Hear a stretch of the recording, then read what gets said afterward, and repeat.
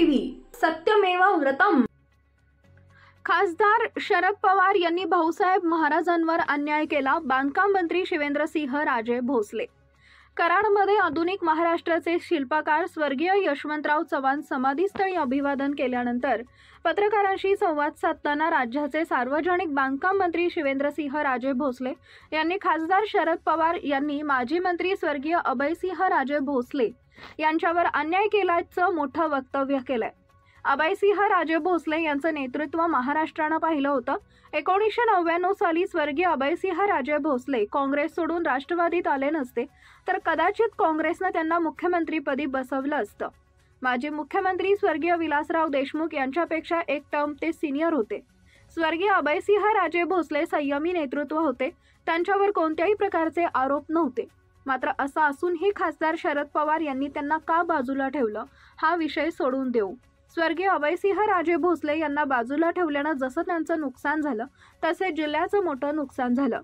स्वर्गीय अभयसिंह राजे भोसले यांना पद मिळाले असते तर सातारा जिल्ह्यातील प्रलंबित प्रश्न त्याच वेळी सुटले असते। उरमोडी धरण भाऊसाहेब महाराज होते म्हणूनच झालं।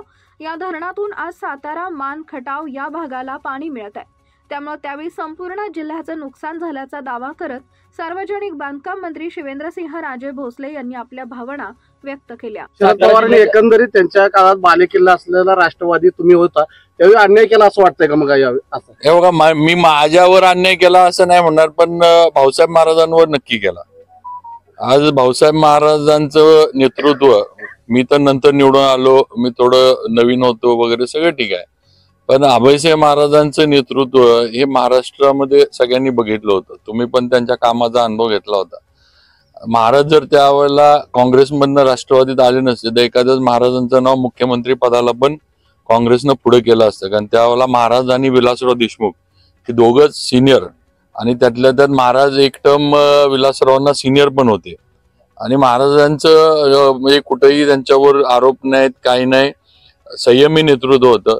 आता ठीक आहे, त्यांना बाजूला ठेवलं, का ठेवलं, काय राजकारण झालं हा विषय वेगळा आहे, ते सोडून देऊ आपण आता, कारण आता महाराज पण नाही होते, ते गेले।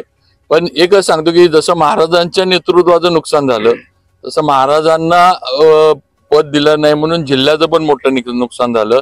आज जे विषय भाऊंनी मांडला की अनेक प्रश्न वर्षानुवर्ष प्रलंबित आहेत, जर महाराजांसारखा नेता जिल्ह्याचं नेतृत्व त्यावेळेला जर दिलं असतं तर हे प्रश्न नक्कीच सुटले असते। आज उरमोडी धरण भाऊसाहेब महाराजांनी केलं, आज भाऊसाहेब महाराज होते म्हणून ते 9 TMCचं धरण झालं।